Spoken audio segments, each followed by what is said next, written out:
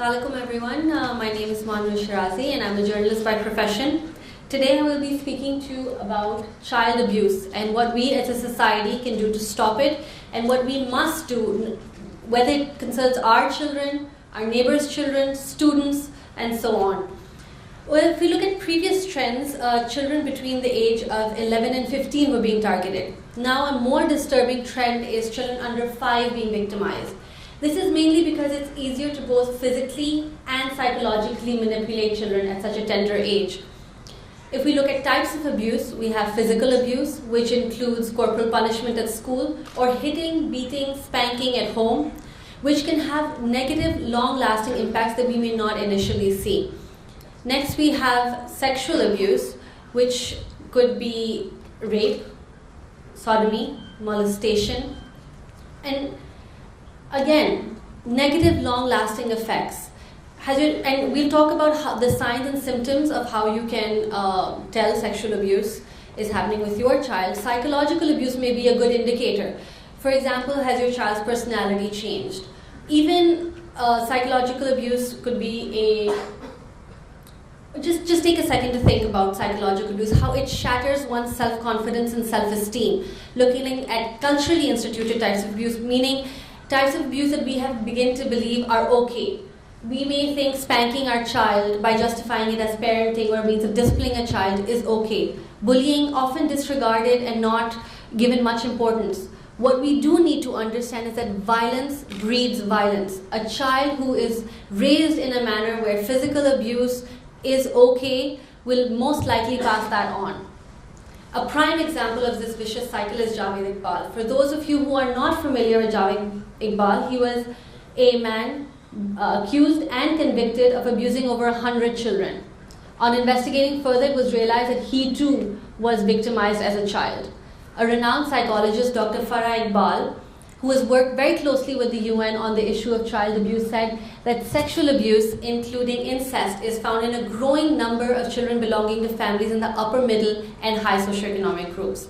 This is no longer just a rural issue, as many of us would like to believe. As you can tell by this pie chart right here, the urban-rural divide has narrowed, with 52% in the urban areas and 48% in the urban areas.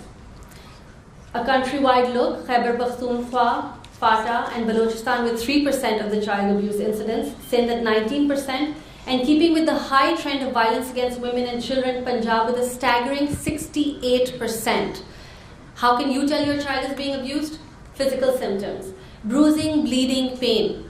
Psychological, a sudden change in your child's personality. Have they become more introverted, perhaps even more aggressive? You need to question these things. Sexual abuse could be a manifestation of either or both. We need to move away from this attitude of don't ask, don't tell. We need to start asking our children, confiding in them, asking them to confide in us. We can no longer afford to turn a blind eye, be it our child or someone else's. As you can see, in 80% of the cases, children are abused by someone who is familiar to them. In 60% of the cases, it involves domestic hired help. Even if you believe that you trust someone, you need to be more vigilant with your children. Everyone needs to play a part. We do have a good legal framework, and Pakistan is a signatory of the UN Convention of Rights of a Child. But like most laws in Pakistan, the implementation of this is shameful. What can we do? We need to start talking to our children, both at home and at school. We need to educate them, I should rather say, on what is appropriate and what isn't. I want you to take a second to just sort of absorb that.